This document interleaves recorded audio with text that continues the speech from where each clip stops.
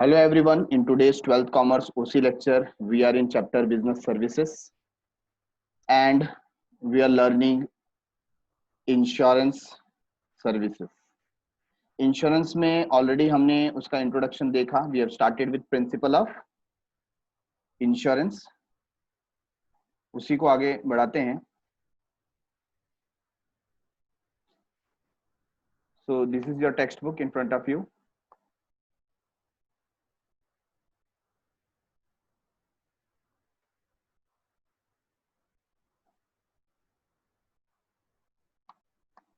जिनके पास text book है, come to page number 68, principle of insurance.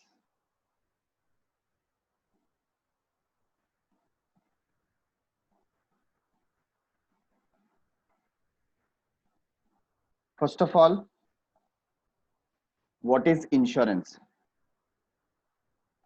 Insurance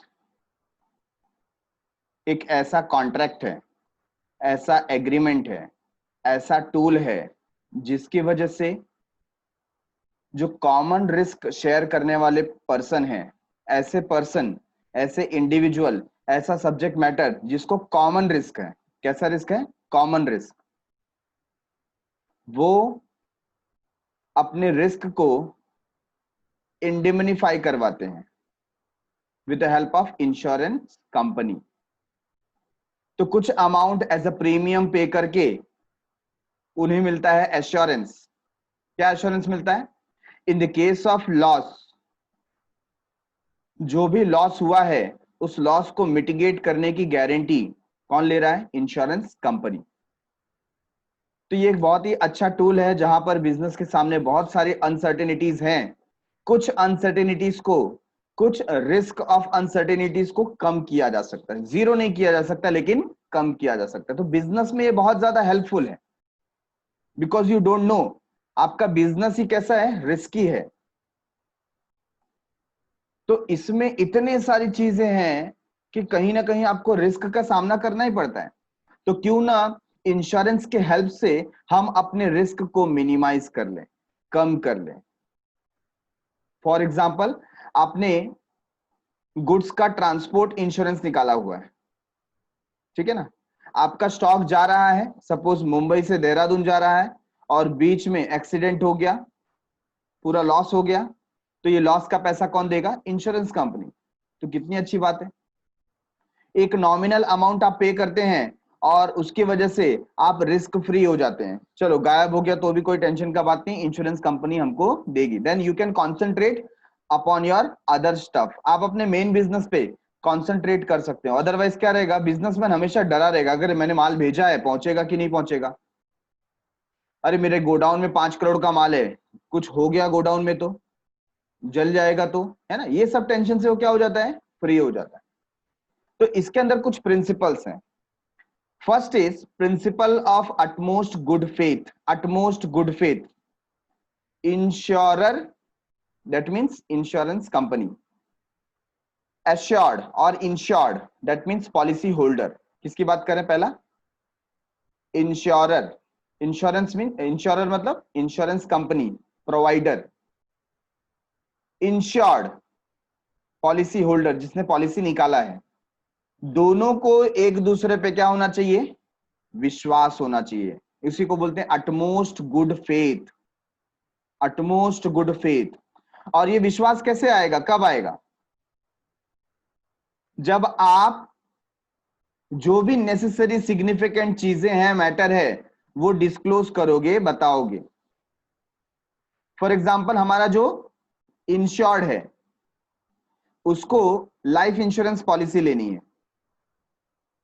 तो जब वो पॉलिसी ले रहा है तो लेने के समय उसको प्रॉपर डिस्क्लोजर देना चाहिए कि उसको क्या क्या डिजीजेस हैं, कौन से डिजीजेस ऑलरेडी वो लेकर के चल रहा है.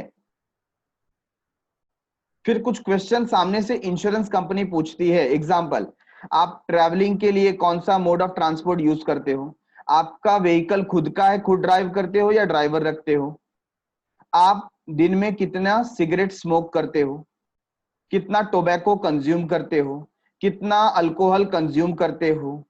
आपका वर्क एनवायरनमेंट क्या है, क्या आपको कभी हार्ट का प्रॉब्लम हुआ है, क्या आपको डायबिटीज था, क्या कैंसर जैसी शिकायत कभी आपके बॉडी में आई है, आपका कोई मेडिसिन चल रहा है क्या, अस्थमा वगैरह आपको है क्या, ऐसे बहुत सारे एन नंबर ऑफ क्वेश्चंस कौन पूछता है? Insurance company. और उस समय पर हमारा जो इंश्योर्ड है उसको सही जवाब देना चाहिए, करेक्ट इंफॉर्मेशन देना चाहिए। Getting it everyone? अगर ऐसा नहीं हुआ, यहां पर देखो एक एग्जांपल हमने देखा था मिस्टर शांतनु का। मिस्टर शांतनु ने क्या लिया था? लाइफ इंश्योरेंस पॉलिसी लिया था, but at the time of taking life insurance policy has not provided information regarding his heart surgery. Surgery का जो भी उसका इंफॉर्मेशन था वो उसने प्रोवाइड नहीं किया। तो ऐसे केस में क्या होता है? इन द केस ऑफ डेथ, और जब बाद में पता चलता है कि क्योंकि डेथ होगा तो ऑब्वियसली पोस्टमार्टम वगैरह होगा या रीजन डॉक्टर लिख करके देगा कि इनका डेथ किन कारणों से वजह से हुआ है, तो कंपनी को पता चलता है। ऐसे केस में जब कंपनी को मालूम पड़ेगा कि आपको पहले से हार्ट डिजीज था और आपने ये पहले बताया नहीं था, तो जो इंश्योरेंस क्लेम है वो नहीं मिलेगा, वो पैसा आपको मिलेगा नहीं, भले ही आपने सारे प्रीमियम पे किए हो। मैं मेरा एक्सपीरियंस शेयर करना चाहता हूं। Before starting my career as a teacher, मैं एक इंश्योरेंस कंपनी में एज अ इंश्योरेंस एडवाइजर और you can say as a portfolio manager वहां पर वर्क कर रहा था। उस ऑर्गेनाइजेशन का था नाम max New York life insurance company. ये जो max New York life insurance company थी, इनसे मुझे एक डेटा मिला कि एक पर्टिकुलर क्लाइंट है जो आंबे गांव में रहता है। यहां से आप ट्रैवल करेंगे कल्याण के आगे, ठीक है ना, तो आपको बीच में ऐसा एक स्टेशन मिलता है, if I am not wrong, आंबे गांव ऐसा कुछ नाम है उसका।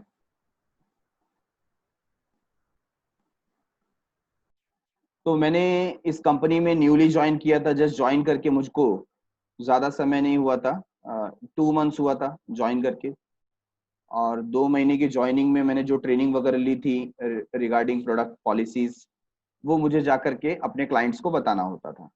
तो मैंने कॉल किया, जो पर्टिकुलर क्लाइंट था उसको पूछा कहाँ पर आना है, उसने बोला कि आप स्टेशन पे आ जाइए, मैं आपको लेने को आता हूँ। मैंने बोला बहुत अच्छी बात है, क्योंकि उसका जो घर था वो स्टेशन से काफी दूर था। तो मैं स्टेशन पे आया और यहाँ से काफी लंबा डिस्टेंस है। मैं वहां पहुंचा, ईस्ट में आया और वो पर्सन अपनी स्कूटी लेकर के आया। मैंने जब उसको देखा कि लगभग उसका एज अबव 50 होगा, बिटवीन 50 to 55, और उसका वेट जो होगा लगभग 110 kgs का होगा, 110 किलोग्राम, मुझे ऐसा उसको देख करके लगा। और वो स्कूटी पर बैठ करके आ रहा था। उसने मुझे पिकअप किया, अपने घर लेकर के गया, और फिर यूजुअल प्रोसीजर हमने चालू किया। उसने मुझे पॉलिसीज के बारे में पूछा, मैंने बताना स्टार्ट किया। तो बोला कि आपका जैसा पॉलिसी है सब कुछ ठीक है, मुझको एक बात करनी है। मैंने बोला क्या क्या बात करनी है आपको? तो बोला देखो मेरी हालत ऐसी है कि मुझे 2 बार हार्ट अटैक आ चुका है, एक बार मेरा बाईपास सर्जरी हो चुका है, और मेरी स्थिति ऐसी है कि मैं 10 मिनट दौड़ूंगा ना तो उधर ही गिर के मर जाऊंगा, मुझे मालूम है, मुझे डायबिटीज भी है। तो उसको देख करके तो मुझे लग रहा था ये तो गॉन केस है, इसके बॉडी में अभी कुछ बचा नहीं, इतनी श्योरिटी के साथ में बोल रहा है। मैंने बोला ठीक है, फिर मतलब करना क्या है? तो बोलने लगा देखो अभी ऐसे केस में मैंने बहुत सारी इंश्योरेंस कंपनी को बात किया पॉलिसी के लिए, लेकिन कहीं ना कहीं जाकर के बात अटक रही है। मुझे लगता है आप मेरी सहायता कर सकते हैं। अगर आप मुझे यहाँ से लाइफ इंश्योरेंस पॉलिसी दिला दें विदाउट मेडिकल चेकअप, तो फिर मेरे लिए बहुत अच्छा हो जाएगा। मैंने बोला नहीं, विदाउट मेडिकल चेकअप कैसे हो सकता है, आपका ऑलरेडी एज जो है वो 50 क्रॉस है, तो मेडिकल चेकअप तो चाहिए ही रहता है। तो बोला नहीं, मेडिकल चेकअप आप देखिए कैसा आपका सेटिंग वगैरह कुछ हो सकता है, तो क्योंकि मैंने आपको जो था वो पूरा बता दिया। और मुझे लगता है कि मैं ज्यादा दिन जीऊंगा भी नहीं, ज्यादा से ज्यादा 1 साल या 2 साल मेरी लाइफ है। और मैं आपको एश्योर करता हूँ कि मैं जैसे ही पॉलिसी निकालूंगा वैसे मैं गांव चला जाऊंगा, और गांव जा करके इन द केस मेरी कहीं पर भी जैसे भी डेथ होती है, मैं अपने घर वालों से बात करके रखूंगा कि मेरा जो मेडिकल रिपोर्ट वगैरह है वो एकदम क्लीन बनाया जाए, जिसमें कुछ ना हो। ठीक है। और इंश्योरेंस कंपनी का जो फायदा है वो मेरे परिवार वालों को मिलेगा। इसमें आपका भी अगर कुछ कमीशन बनता है तो मुझे बता दीजिए, आई एम रेडी टू पे। ऐसा उसने मुझे बात किया। अभी मैं एकदम नया था, मेरे पास केस भी एकदम ऐसा नया है, पहले कभी ऐसा मैंने सुना नहीं। सामने वाला बंदा बोलता है कि मैं 10 कदम 15 कदम चलूंगा तो मर जाऊंगा। तो मुझे तो लगा कि इसको अभी ना कैसे बोलने का, तो मैंने उनके सामने अपने बॉस को फोन लगाया कि सर ऐसा ऐसा केस है, ऐसा बोल रहे हैं, हम कुछ कर सकते हैं इस हालात में। तो मेरे बॉस ने बोला कि विनोद, तू चुपचाप वहां से निकल जा, नहीं तो तू खुद भी फंसेगा, पूरी कंपनी को भी फंसाएगा। तो मैंने उधर बोला कि सर मैं आपको एक अच्छे से पूरा प्लान बना करके आता हूं और आपको बताता हूं। ठीक है, मैं कुछ आपके लिए करूंगा। थैंक्स बोला। वो फिर से आया मुझे स्टेशन तक छोड़ने के लिए। मैंने ट्रेन पकड़ा, उसके बाद कभी फोन नहीं किया उसको। उसने मुझे ट्राई किया, 2 4 बार कॉल किया, बट मैंने कभी उसका फोन उठाया नहीं। तो यहाँ पर ये जो पर्टिकुलर पर्सन था वो अटमोस्ट गुड फेथ ब्रेक करने की कोशिश कर रहा था, जो कि होना नहीं चाहिए। ऐसे बहुत सारे केसेस हुए। एक क्लाइंट के पास मैं गया था, तो क्लाइंट एकदम गुस्से में था, गुस्से में थी, लेडी थी, नाराज थी एकदम। क्योंकि जब मैंने फोन पे बात किया था तो पहले उसने मुझे बुलाया कि आप आ जाओ। जब मैंने बात किया तो गुस्से में थी कि मेरा बेटा था और उसका मैंने इंश्योरेंस पॉलिसी निकाला था, और बाद में किडनी फेलियर की वजह से उसको हॉस्पिटलाइज किया गया और उसका डेथ हो गया। बट अब इंश्योरेंस कंपनी पैसा दे रही नहीं है, और आप लोग आते हैं नया नया पॉलिसी निकालने के लिए, पैसा तो देते नहीं हो और नया पॉलिसी निकालने की बात करते हो। तो उसका जो ओल्ड पॉलिसी था उसके बेटे का, मैंने उसकी इंक्वायरी निकाली क्या प्रॉब्लम था। तो मालूम पड़ा कि इंश्योरेंस का पॉलिसी निकालने के टाइम पे उन्होंने किडनी प्रॉब्लम के बारे में कुछ बताया नहीं था। और अचानक कभी भी किडनी डिजीज की वजह से ऑन द स्पॉट डेथ नहीं होता। किडनी का जो प्रॉब्लम है वो लगभग 2 से 3 साल चलता है। मतलब पॉलिसी लेने के टाइम पे ये बात क्लियरली छुपाई गई थी। और जब पता चला कि किडनी फेलियर की वजह से उस पर्टिकुलर यूथ का डेथ हुआ है, तो कंपनी ने पैसा देने से मना कर दिया। यहां तक कि जो प्रीमियम आपने पे किया है वो भी पैसा नहीं मिलेगा, भूल जाओ। Getting it? तो ये जो पॉइंट है इतना स्ट्रांग पॉइंट है कि जहां पर भी अटमोस्ट गुड फेथ ब्रेक होता है आपको इंश्योरेंस का पैसा नहीं मिलेगा। बात कंपनी की तरफ से करते हैं कि कंपनी की तरफ से भी जो एजेंट या जो एग्जीक्यूटिव कंपनी की पॉलिसी को एक्सप्लेन कर रहा है उसने भी ट्रू और फैक्ट बताना चाहिए। अदरवाइज क्या होगा, जब सच सामने आएगा कि गलत चीजें बोल करके पॉलिसी बेची गई थी, ऐसे टाइम पे कंपनी को हैवी पेनल्टीज पे करनी पड़ सकती। Getting it everyone? तो ये था principal of utmost good faith. यहां पर एक क्वेश्चन आ गया है मिहिर की तरफ से, अगर पॉलिसी लेने के बाद कुछ डिजीज हुआ तो क्या करना चाहिए? कुछ नहीं करना चाहिए। पॉलिसी लेने के बाद अगर डिजीज मालूम पड़ा है तो कोई प्रॉब्लम की बात नहीं है। ठीक है ना, आपकी लाइफ इंश्योरेंस पॉलिसी है और ये अल्टीमेटली समझ में आ जाता है कि ये डिजीज का टेन्योर कितना होगा, कब से हुआ होगा। बराबर है? तो पॉलिसी निकालने के टाइम पे ऐसे हर एक कंपनी क्या करती है, अगर आपका एज 25 अबव या 30 अबव है तो डेफिनेटली आपका मेडिकल चेकअप कराती है उनके रेफर किए गए क्लिनिक या डॉक्टर्स के द्वारा। आपके डॉक्टर्स के थ्रू नहीं, उनके, वो जो डॉक्टर्स प्रोवाइड करेंगे, क्लिनिक प्रोवाइड करेंगे, उनके थ्रू आपका क्या होगा, मेडिकल चेकअप होगा। तो वो चेक कर लेते हैं और बाद में अगर आपको कोई डिजीज हुआ तो उसका कोई प्रॉब्लम नहीं है। और इन केस उस डिजीज से डेथ भी होता है तो भी आपका क्लेम सेटल होगा। बात यह है कि स्टार्टिंग से अगर आपको कुछ है तो आपको वो छुपाना नहीं है। Got it?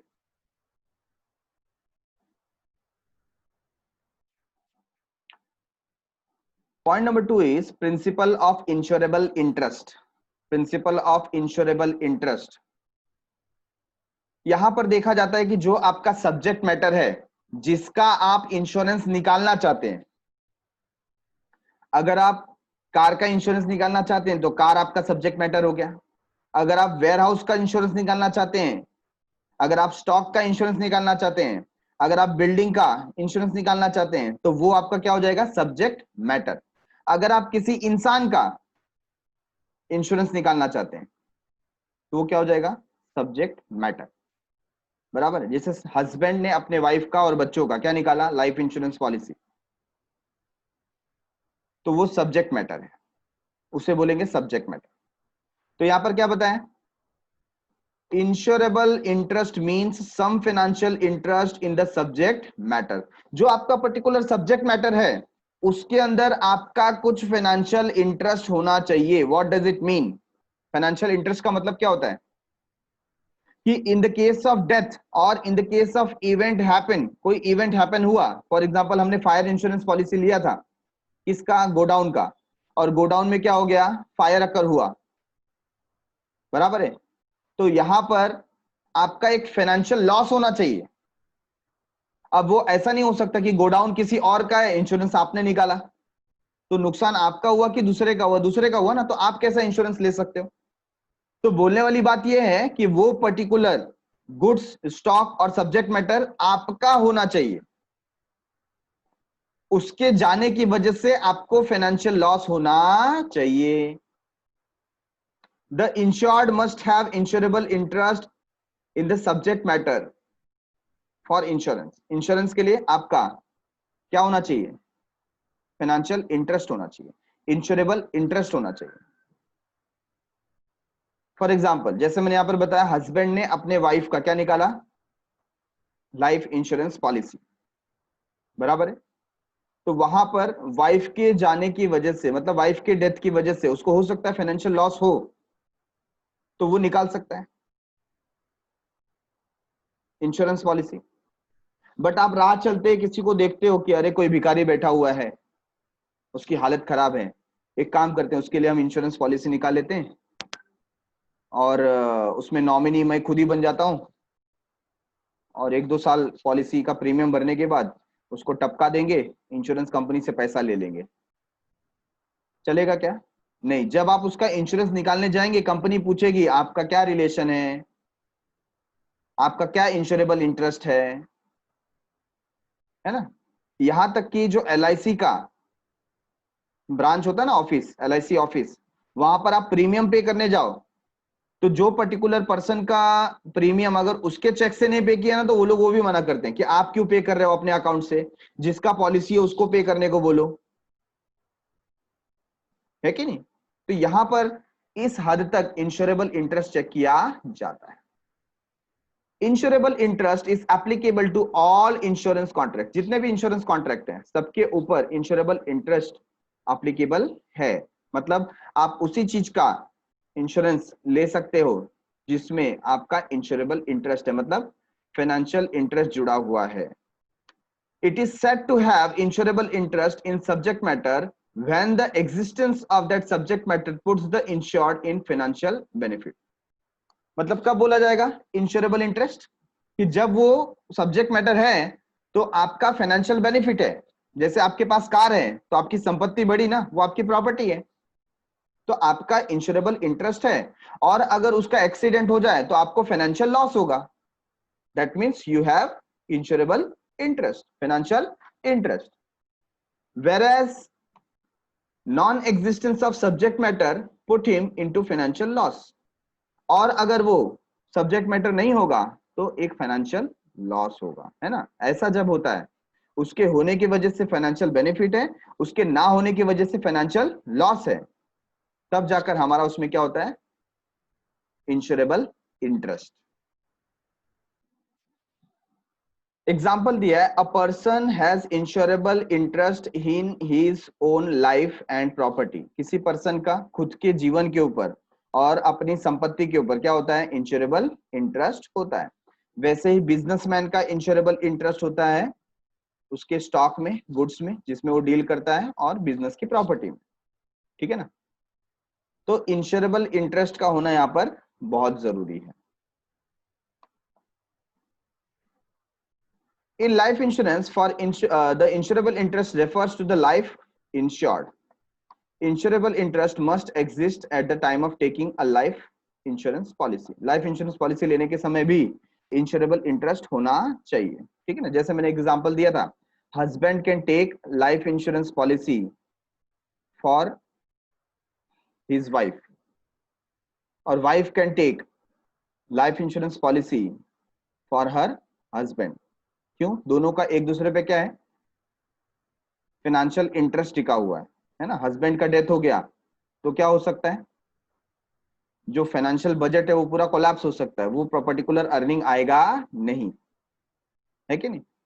तो ऐसे केस में ले सकते हैं। लेकिन मैंने आपको एग्जांपल दिया था कि गर्लफ्रेंड बॉयफ्रेंड है, दोनों के बीच में ऐसा कोई मैरिज का रिलेशन नहीं है, तो क्या गर्लफ्रेंड अपने बॉयफ्रेंड का इंश्योरेंस पॉलिसी ले सकती है? Answer is no.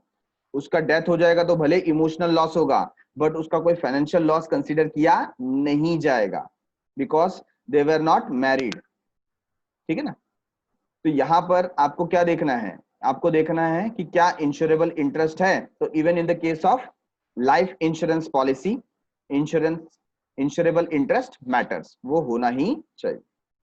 In fire and marine insurance, the insurable interest must be present at the time of taking policy and at the time of occurrence of loss.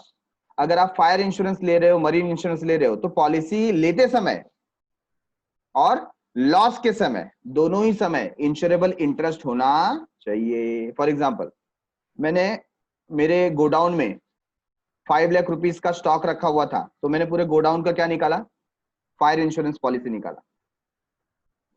तो insurable interest था, क्यों? क्योंकि मेरा property है वहां पर, तो मुझे पॉलिसी मिल गई।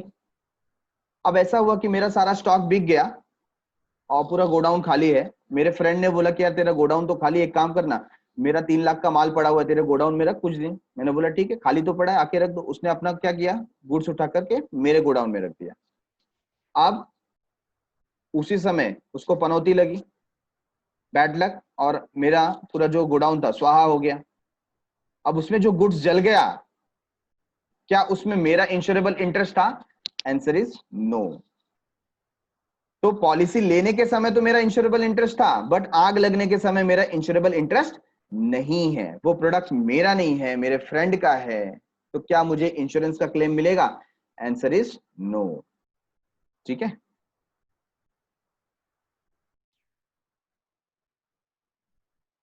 Principle number 3, principal of indemnity. Principle of indemnity सुना सुना लागे या देखा है पहली बार? Indemnity means a guarantee or assurance to put the insured in same financial position in which he was immediately prior to the happening of uncertain event. देखो कितना अच्छे से समझाया, बट छोटे या कम शब्दों में बोलूं, आपका रिस्क मेरे सर आंखों पर, मतलब मैं आपको आपके रिस्क से मुक्त करता हूं, आपको जो भी रिस्क रहेगा वो मैं लेता हूं। ऐसा जब कोई बोलता है ही इज इंडेमनिफाइंग यू, ठीक है ना, वो क्या कर रहा है, इंडेमनिफाई कर रहा है। तो आपको डरने की कोई जरूरत नहीं है, आपको रिस्क का कोई डर नहीं है। क्यों? आपका रिस्क किसी और ने ले लिया।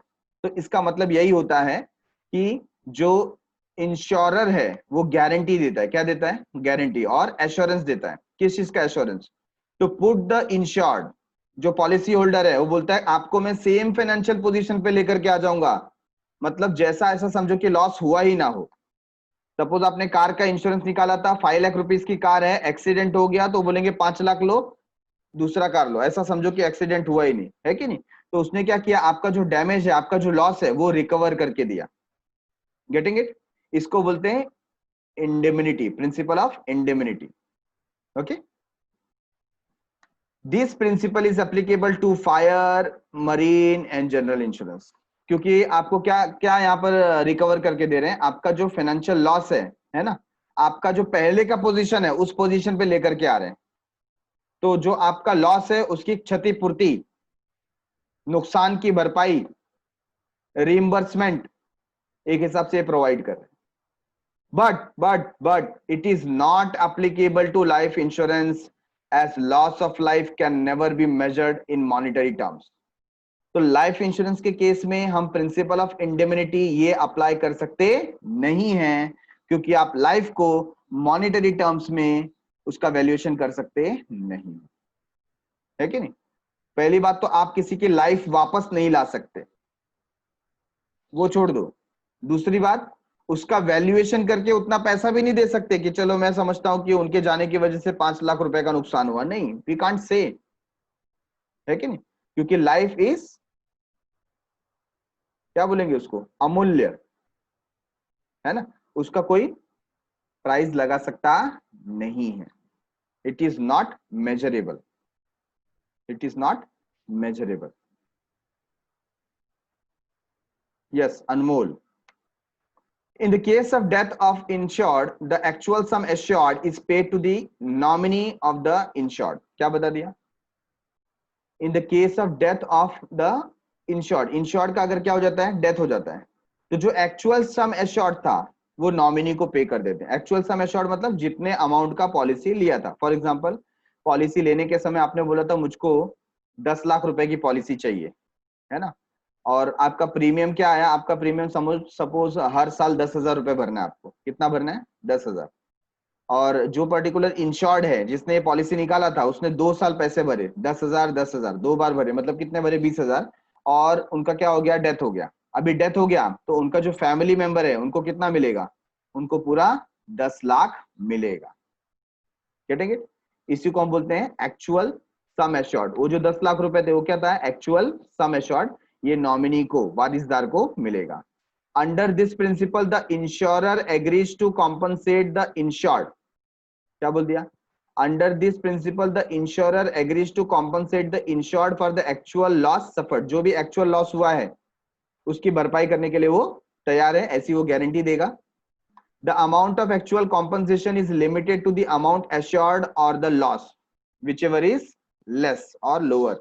तो आपको दोनों में से एक ही पैसा मिलेगा, या तो टोटल सम एश्योर्ड या तो अमाउंट ऑफ लॉस, दोनों में से जो कम है, दोनों में से जो कम है। एग्जांपल, आपने अपना वेयर हाउस का 5 लाख रुपीस का क्या निकाला था? इंश्योरेंस। वहां पर आग लग गई और आपका 3 लाख रुपीस का स्टॉक जल गया। कितने का?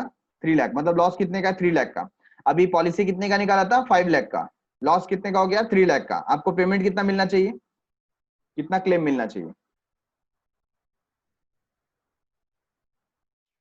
सो 3 lakh is the correct answer. आपको 5 लाख पूरा नहीं मिलेगा। आप बोल नहीं सकते अरे पॉलिसी तो मैंने 5 लाख रुपीस की निकाली थी।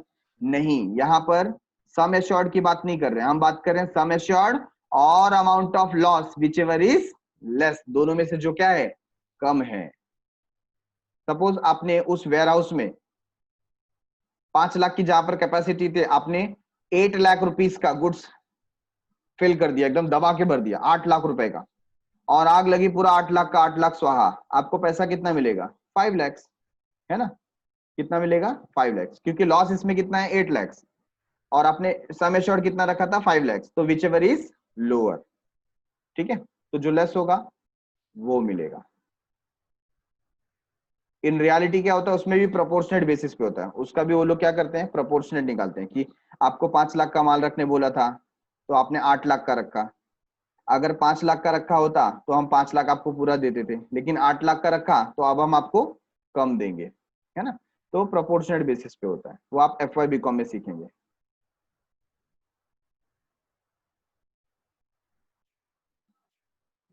तो in the case of death of insured the actual sum assured is paid to the nominee. Nominee को पे होता है, और under this principle the insurer agrees to compensate, वो एग्री करता है कि जो भी लॉस सफर्ड हुआ है वो उसकी भरपाई करके देगा। तो हमको कौन सा अमाउंट सिलेक्ट करना है?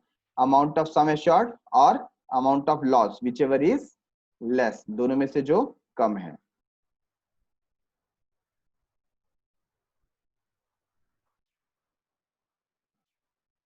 Point number 4, principle of subrogation. Subrogation का मतलब क्या हो गया यहाँ पर? This principle is applicable to all contract of indemnity. मतलब ये भी प्रिंसिपल लाइफ इंश्योरेंस पे अप्लीकेबल होगा नहीं। क्यों नहीं होगा? क्योंकि सब्रोगेशन का मतलब ये होता है कि अगर कोई सब्जेक्ट मैटर में लॉस हो गया है और इंश्योरेंस कंपनी ने उसका जो क्लेम है सेटल कर दिया पूरी तरीके से, तब वो जो सब्जेक्ट मैटर है, वो जो प्रॉपर्टी हो, किसकी प्रॉपर्टी हो जाती है? इंश्योरेंस कंपनी की। किसकी? इंश्योरेंस कंपनी की। एग्जाम्पल, मैंने एग्जाम्पल बताया कि सपोज आपकी कार है, 20 लाख रुपीज की कार है और आपने उसका क्या निकाला? इंश्योरेंस निकाला। Now car met with an accident, accident में पूरा ऐसे ही तबाह हो गई कार। हाँ, सिर्फ स्क्रैप बचा हुआ है, उसका भंगार जो बचा हुआ है, और उसके भंगार की कीमत 2 लाख रुपए है। अभी 20 लाख रुपए की कार थी, इंश्योरेंस कंपनी ने देखा और आपको 20 लाख रुपए दे दिए। आपको अगर 20 लाख रुपए दे दिए तो ये जो अभी भंगार बचा हुआ है वो किसका हो जाएगा? इंश्योरेंस कंपनी का। बाद में आप इस पे भी नहीं कमा सकते, आप बोलोगे अरे बहुत अच्छा हो गया, 20 लाख इंश्योरेंस कंपनी से मिला और 2 लाख की स्क्रैप बेच के मिल जाएगा। नहीं, ऐसा नहीं। ये प्रॉपर्टी अब किसकी हो गई? ये जो भी स्क्रैप है ये कौन लेकर के जाएगा? कंपनी। तो देखो, बहुत अच्छा एग्जाम्पल इसके अंदर दिया था कि एक पर्सन है जिसने मोटर बाइक परचेस की। देखो यहाँ पर एग्जाम्पल, क्या परचेस किया? Two wheeler. और टू व्हीलर परचेस किया, उसका क्या निकाला? इंश्योरेंस निकाला, और बाद में क्या हुआ? वो चोरी हो गई। अभी लॉस बाय थेफ्ट का इंश्योरेंस निकाला था तो कंपनी को पैसा देना पड़ा, कंपनी ने उसको पैसा दे दिया। अब इसने पुलिस में कंप्लेंट की और बाद में किसी चोर के पास से ये बाइक रिकवर हुई। अब ये बाइक का मालिक कौन? जिसने बाइक खरीदी थी वो, या इंश्योरेंस कंपनी? कौन होगा? Insurance company. क्यों? क्योंकि इंश्योरेंस कंपनी ने क्लेम के रूप में पूरा पैसा ओनर को दे दिया था। Getting it? तो इसको बोलते हैं प्रिंसिपल ऑफ सब्रोगेशन। तो सर ये लाइफ इंश्योरेंस के ऊपर एप्लीकेबल क्यों नहीं है? क्योंकि लाइफ इंश्योरेंस के केस में इंसान का अगर डेथ हो गया तो वो कंपनी डेड बॉडी मांगेगी क्या? नहीं नहीं, इसका पैसा तो हमने दे दिया, अब ये डेड बॉडी हमारी है, हम लेके जाएंगे। हाँ, ऐसा नहीं कर सकते। ठीक है, तो this is not applicable in the case of life insurance company. ये वहीं पर एप्लीकेबल होती है जहां पर प्रिंसिपल ऑफ इंडेमिनिटी अप्लाई होता है। Getting it? Principle of contribution. Contribution का क्या कहना है यहाँ पर? कंट्रीब्यूशन का कहना यह है कि अगर आप एक से ज्यादा पॉलिसी निकालते हैं तो वहां पर आपका जो क्लेम है वो एक से ज्यादा कंपनीज को क्या करेंगे? सेटल करेंगे। ठीक है ना? जैसे कि मैंने मेडिक्लेम पॉलिसी निकाला, कंपनी ए से 3 लाख रुपीज का मेडिक्लेम पॉलिसी निकाला, कंपनी बी से 2 लाख रुपीज का मेडिक्लेम पॉलिसी निकाला। Getting it? और फिर सपोज कोरोना हो गया, हॉस्पिटल में एडमिट हो गया और बिल बन गया कितने का? 5 लाख रुपए का। तो मुझको 3 लाख कौन देगा? Company A. और बाकी का 2 लाख कौन देगा? Company B. तो वो दोनों कंट्रीब्यूट करेंगे। क्यों? क्योंकि मेरे पास दो पॉलिसी थी। Got it everyone? तो इस तरीके से हमको क्या मिल सकता है? इसमें कॉम्पनसेशन मिल सकता है। इसे कहते हैं principle of contribution. This principle is applicable to all contracts of indemnity where the insured has taken out more than one policy, जहां पर एक से ज्यादा पॉलिसी निकली है। लेकिन देखो पहले ही बता दिया, ये सिर्फ कहां पर अप्लाई हो रहा है? ऑल कॉन्ट्रैक्ट ऑफ इंडेमिनिटी, मतलब ये भी लाइफ इंश्योरेंस के केस में अप्लाई होता नहीं है ना? एग्जाम्पल, मैंने लाइफ इंश्योरेंस पॉलिसी निकाली, एक पॉलिसी निकाली मैंने 10 लाख रुपए की। सपोज ये जो पॉलिसी है वो मैंने कहां से निकाली? लाइफ इंश्योरेंस कॉर्पोरेशन से निकाली। और दूसरी एक पॉलिसी मैंने 5 लाख की और निकाली, star India life insurance corporation. ठीक है ना? स्टार इंडिया का जो है वहां से निकाला, या कोई भी XYZ, मैक्स न्यूयॉर्क लाइफ है या बजाज अलायंस है। ठीक है ना? ऐसे बहुत सारे हैं जो हमें क्या देते हैं? इंश्योरेंस पॉलिसी देते हैं। तो मैं लाइफ इंश्योरेंस पॉलिसी की बात कर रहा हूँ। तो जो लाइफ इंश्योरेंस पॉलिसी है मैंने एक जगह से 10 लाख का निकाला, दूसरी जगह से 5 लाख रुपए का निकाला। इन द केस ऑफ डेथ कितना पैसा मिलेगा? तो जितनी लाइफ इंश्योरेंस पॉलिसी आपने निकाली है उतना आपको पॉलिसी का अमाउंट मिलेगा। वहां पर प्रिंसिपल ऑफ कंट्रीब्यूशन एप्लीकेबल होता नहीं है। ठीक है ना? तो लाइफ इंश्योरेंस के केस में आपने 10 पॉलिसी निकाली होगी तो 10 पॉलिसी से आपको पूरा पैसा मिलेगा। बट बाकी जो चीजें हैं वहां पर हम प्रिंसिपल ऑफ कंट्रीब्यूशन देखते हैं कि in the case of loss, तो जितनी भी कंपनी रहेगी वो लॉस आपस में शेयर करते हैं। Getting it? तो जैसे कि मैंने अभी आपको मेडिक्लेम का एग्जांपल दिया, 3 लाख रुपीज, 2 लाख रुपीज, तो जो कंपनी से जितना हो सकता है उस रेशियो में वो क्या करेगी? क्लेम को सेटल करेगी। Point number 6, principle of mitigation of loss. Principle of mitigation of loss, principle of mitigation of loss बहुत ही सिंपल चीज, जितना लॉस हुआ वही भरपाई करके देंगे। We are only concern about your loss, बराबर है। तो आपने सपोज कोई स्टॉक ला करके रखा हुआ था, अभी उस स्टॉक का जो कॉस्ट प्राइस है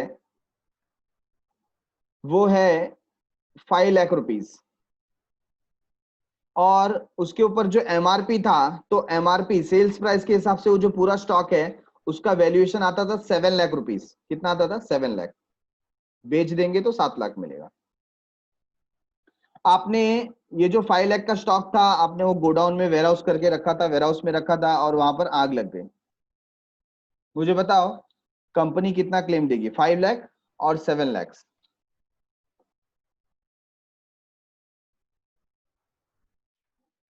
तो यहाँ पर 5 लाख है, 7 लाख है। 5 लाख क्या है? कॉस्ट प्राइस है। आपको कितने में मिला? भले आप उसको 7 लाख में बेचो, 10 लाख में बेचो, 20 लाख में बेचो, उससे कुछ कंसर्न नहीं है।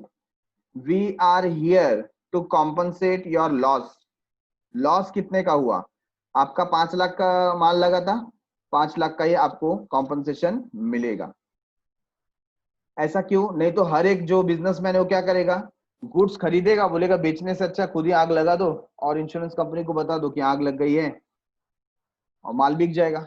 बेचने का जरूरत नहीं, पैसा ऐसे मिल जाएगा ना। 5 लाख का माल लाया, गोडाउन में रखा, उसको स्वाहा कर दिया और 7 लाख रुपए इंश्योरेंस कंपनी से ले लिए, चलेगा क्या?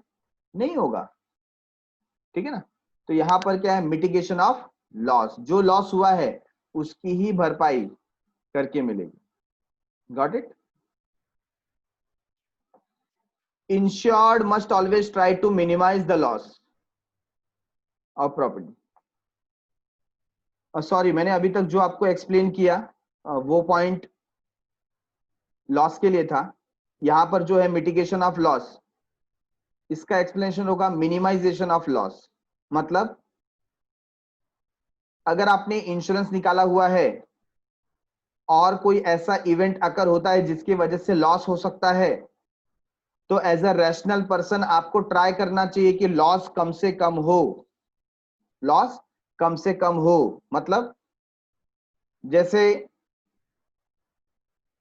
आपका फैक्ट्री है और फैक्ट्री में रात को 3 बजे आग लग गई, और आपका जो वॉचमैन है आपको कॉल करता है, ओ साहब जी, ओ सब दूधू करके जल रहा है, सब गया।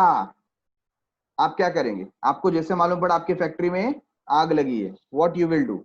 आपको तुरंत वहां पर कुछ एक्शन लेना पड़ेगा ताकि लॉस को मिनिमाइज किया जा सके। कैसा एक्शन? आप कुछ डायरेक्शन दोगे वॉचमैन को कि भाई तू फायर ब्रिगेड में पहले कॉल कर, आजू बाजू जा, नेबर में कोई है तो उनको बुला करके ला, और आग को बुझाने की कोशिश कर, कुछ तो कर, लॉस को मिनिमाइज कर। ऐसा नहीं अरे ठीक है ना बहादुर तू भी सो जा, उसका इंश्योरेंस निकाला हुआ है, वो तो कंपनी पैसा दे देगी, जाने दे, जलता है तो जले। ऐसा करेंगे क्या? नहीं। अगर ऐसा पता चला कि आपने कोई एक्शन नहीं लिया और आपके फॉल्ट की वजह से लॉस और ज्यादा बढ़ गया, तो कंपनी आपका क्लेम सेटल नहीं करेगी। Getting it? तो यहां पर आपको ट्राई करना है minimisation of loss in the case of uncertain event. The insured must take all possible measures. जो इंश्योर्ड है, जो पॉलिसी होल्डर है, उसको सारे मेजर्स लेने चाहिए and necessary step to control and reduce loss, ताकि वो जो लॉस हो रहा है उसको वो कम से कम कर सके, मिनिमाइज कर सके। Hence it is the responsibility of insured to protect the property and avoid loss. यहां पर इंश्योर्ड जो है, जो पॉलिसी होल्डर है, ये उसका कर्तव्य है, उसकी रिस्पॉन्सिबिलिटी है कि वो प्रॉपर्टी का जो लॉस हो रहा है उसको क्या करे? मिनिमाइज करे, प्रोटेक्ट करे। For example, a house of mister Jayanti is on fire due to the electric shortcut.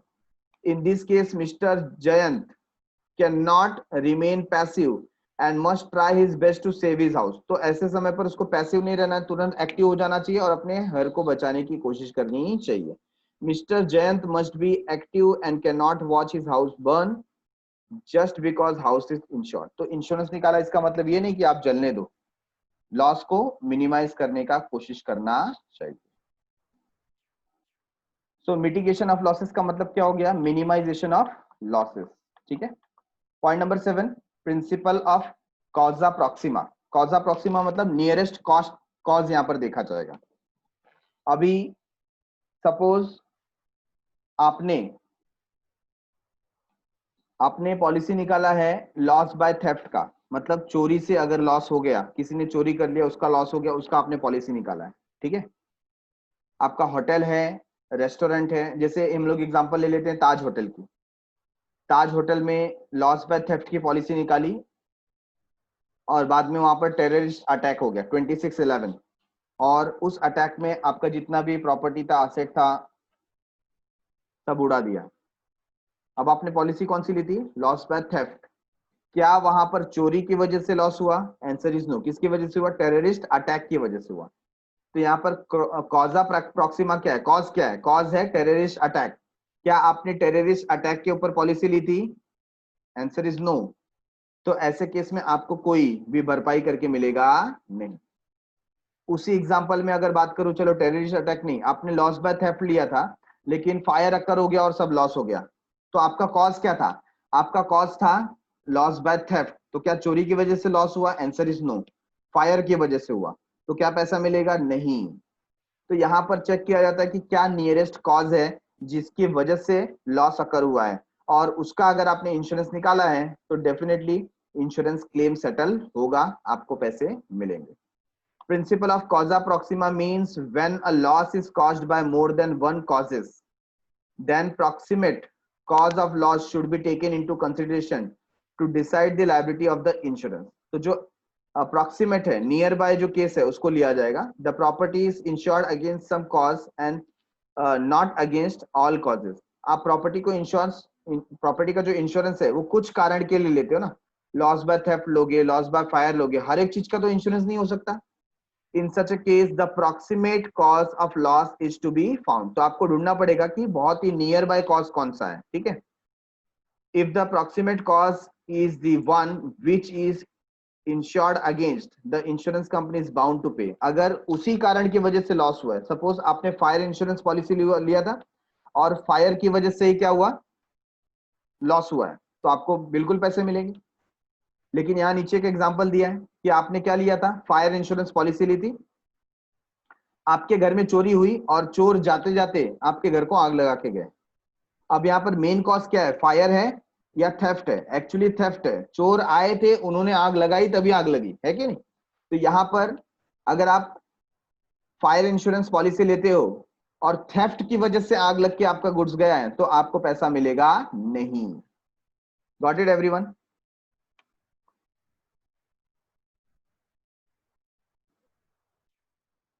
Types of insurance, उसमें सबसे पहला नाम आ गया लाइफ इंश्योरेंस का। तो लाइफ इंश्योरेंस के बारे में देखते हैं हम लोग। Now we are talking only about life insurance. ठीक है। It is a contract between insurer and insured. Actually life insurance के केस में हम उसे क्या बोलते हैं, एश्योर्ड। क्या बोलते हैं, एश्योर्ड। तो ये इन दोनों के बीच का क्या है, कॉन्ट्रैक्ट है। द इंश्योरर मतलब company, agreed to compensate insured, assured मतलब कौन, policy holder. Company policy holder को कंपनसेट करने के लिए एग्री करती है। ठीक है ना। a certain sum on the expiry of certain period, कि जब पीरियड खत्म होगा तब, और in the case of death whichever is earlier। मतलब सपोज अगर किसी पर्सन ने अपनी 20 ईयर्स के लिए पॉलिसी निकाली, कितना, 20 साल के लिए, तो हम यहाँ पर पैसा 20 साल के बाद देंगे या उसके डेथ के बाद देंगे, whichever is earlier, जो पहले आ गया। अगर वो व्यक्ति 15 साल में मर गया तो 15 साल के बाद उसका पैसा दे देंगे, या वो व्यक्ति 20 साल तक टिका रहा, तो जब 20 साल खत्म हो जाएगा, पर्सन अभी भी जिंदा है, तो उसका जो भी पॉलिसी अमाउंट है वो उसको दिया जाएगा। ठीक है। तो ऐसा गारंटी कौन दे रहा है, कंपनी दे रही है। तो इसमें क्या क्या टाइप है, इसमें पहला है whole life policy. Whole life policy किसको बोलते हैं, होल लाइफ पॉलिसी मतलब आपकी पूरी लाइफ इंश्योर्ड है, लेकिन आपको पैसा जीते जी कभी नहीं मिलेगा। पैसा आपको आपके मरने के बाद मिलेगा। आपको मिलेगा मतलब आपके जो नॉमिनी होंगे, फैमिली मेंबर्स होंगे, उनको मिलेगा, आपको कभी पैसा मिलने वाला नहीं है। तो यहां पर हम पीरियड नहीं देखते, हम सीधा डेथ देखते हैं कि जब डेथ होगा तब पैसा दिया जाएगा, ठीक है। Under this policy whole life of a person is insured, the insured can not receive money from the insurance company till he is alive, जब तक जिंदा है तब तक पैसा नहीं मिलेगा। The rate of premium is normally low, और इसी कारण की वजह से इसका जो प्रीमियम होता है वो बहुत कम होता है।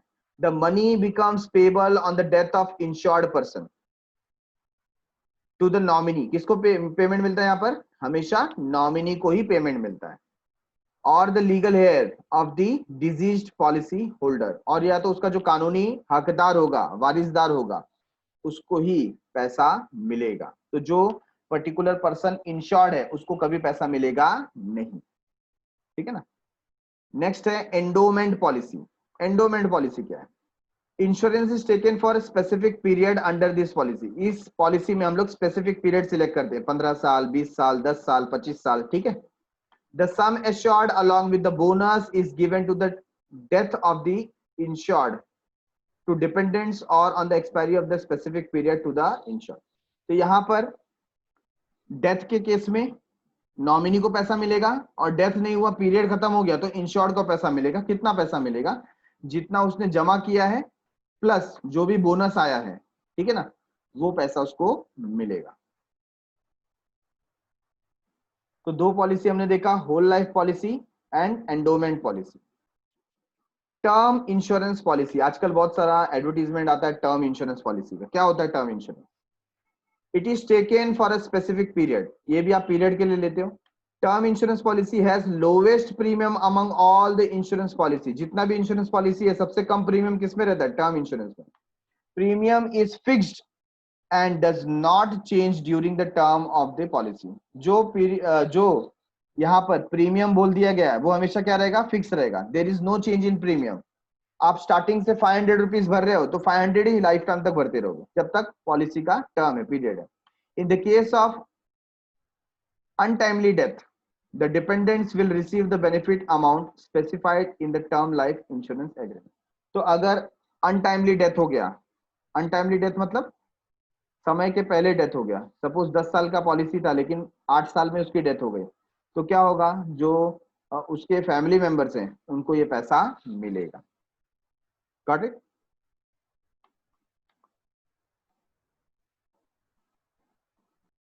तो एंडोमेंट पॉलिसी और टर्म इंश्योरेंस पॉलिसी में क्या डिफरेंस है?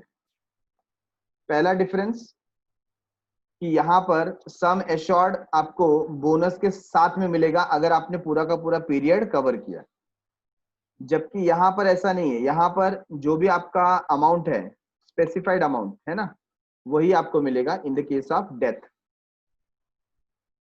तो ये वही लिखा है, इन the case of untimely death, अगर डेथ होता है तो फैमिली मेंबर को पैसा मिलेगा, मतलब जीते जी पैसा मिलेगा नहीं, ठीक है। The term insurance policy have lowest premium, इसमें सबसे कम प्रीमियम लागू होता है। Getting it everyone? दोनों में क्या डिफरेंस है? नेक्स्ट है एन्युटी। एन्युटी का मतलब क्या होता है? एन्युटी का मतलब हम ये पर्टिकुलर इंश्योरेंस पॉलिसी एक टाइप से पेंशन के हिसाब से लेते हैं। कैसे लेते हैं? पेंशन मतलब आपने ये परचेस किया तो आफ्टर पेइंग फॉर 10 ईयर्स और 15 ईयर्स हर साल कंपनी आपको कुछ ना कुछ अमाउंट देती है। मंथली चाहिए तो मंथली आपको देगी, है ना। तो ये एक पेंशन के जैसा आपको मिलता है। The insured has to pay a premium in lump sum or in installment over a certain period of time. The insured will receive back a specific sum periodically from specified date towards either for life or for a fixed number of years। तो life insurance के time पे मिल सकता है या fixed जो number of year है उसके हिसाब से मिल सकता है। जैसे आपने 10 साल का पॉलिसी निकाला है तो जब आपके 10 साल का पीरियड एंड हो जाएगा तो हर महीने आपको क्या मिलेगा? पेंशन के जैसा पैसा मिलेगा, ठीक है। इसे हम बोलते हैं एन्युटी। क्या बोलते हैं? Annuity policy. फिफ्थ वन है money back policy. Which policy? Money back. Money back policy provides a regular percentage of the sum assured during the lifetime of the policy and also guarantees the benefit of full sum assured in the event of death। मतलब क्या हो जाता है? जब ये policy आपने लिया तो आपको रेगुलर परसेंटेज सम एश्योर्ड का मिलता रहता है ना। सपोज आपको बोल दिया है 2% या 1%, जो भी आपका सम एश्योर्ड है उसका वो पोर्शन आपको रेगुलर बेसिस पे मिलता रहेगा। उसके अलावा जब डेथ होगा तो आपको पूरा जो सम एश्योर्ड है वो मिलेगा, ठीक है। To the dependents of the insured generally the money back policy is available for 4 term, 12 years, 15 years, 20 years, 25 years. तो ये जो पीरियड है इसके हिसाब से आपको आपका मनी बैक पॉलिसी मिलता है। फिर है चाइल्ड इंश्योरेंस, रीड करो। अ child insurance policy is a saving come investment plan. तो बच्चों को क्यों दे रहे हैं? ताकि उनके अंदर सेविंग हैबिट डेवलप हो। पहले से इंश्योरेंस निकाल दिया तो एक टाइप का क्या हो गया उनके लिए, एक सिक्योरिटी है। और दूसरी बात क्या हो जाती है, उनका सेविंग होता रहता है ना, हर महीने वो कुछ ना कुछ जमा करते हैं। That is design to meet child's future financial need. तो यहाँ पर डिजाइन किया जाता है कि 10th स्टैंडर्ड के बाद बच्चे को अच्छा क्लासेस जाना है, अच्छा कॉलेज जाना है, या हायर एजुकेशन के लिए उसको फीस चाहिए, तो ये पैसा उस हिसाब से जमा किया जाता है। A child insurance policy allow kids to live their dreams. क्योंकि अगर घर में जो डेली वेज अर्नर है उसका अगर डेथ हो जाता है तो भी यहाँ पर क्या होता है, आपने पॉलिसी लेकर के रखी है तो उसका जो एजुकेशन का खर्चा वगैरह है वो इस पॉलिसी से मिल जाता है, ठीक है। Child insurance policy gives you the advantage to start investing in children plan, ठीक है ना। क्या बताया, child insurance policy gives you the advantage, benefit मिलता है to start investing in children's plan. बच्चों के प्लान में आप पैसा डालते हो तो आपको ज्यादा बेनिफिट मिलता है।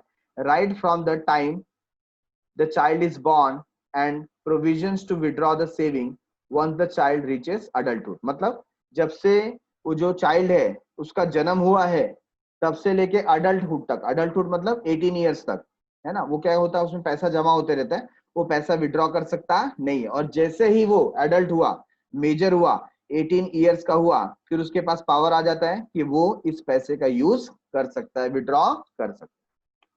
Some child insurance policy allow intermediate withdrawals at certain interval। तो कुछ कुछ ऐसे चाइल्ड पॉलिसी होते हैं कि बीच बीच में सपोज आपने 25 साल का इंश्योरेंस लिया है तो आने वाले 5 साल में या 10 साल में भी आप अमाउंट क्या कर सकते हो, थोड़ा थोड़ा विड्रॉ कर सकते हो एज पर योर नीड, जैसे आपको जरूरत हो वैसे। Okay, next is retirement plan.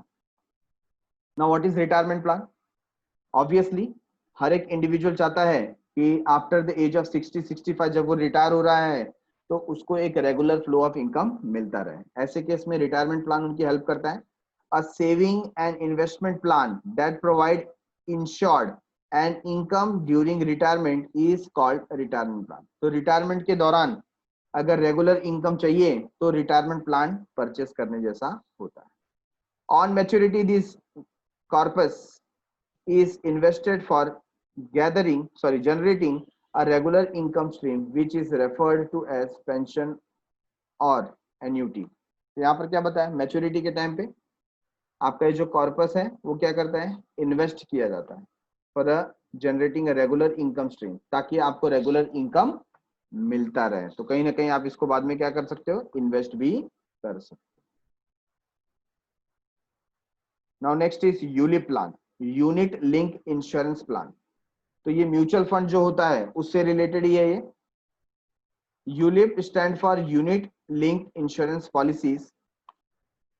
Unit link insurance policies are very popular as they combine the benefit of their life insurance policies with mutual fund. तो यहाँ पर लाइफ इंश्योरेंस पॉलिसी का mutual fund के साथ जो कॉम्बिनेशन होता है उस कॉम्बिनेशन को ये यूलिप पॉलिसी बना करके सेल करता है। मतलब आपके पैसे शेयर मार्केट में तो लगे हैं थ्रू म्यूचुअल फंड, और आपके हिसाब से भी आप कहाँ इन्वेस्ट करना चाहते हो उसके हिसाब से भी वो आपको क्या करते हैं, गाइड करते हैं। Got it everyone? बोलिए।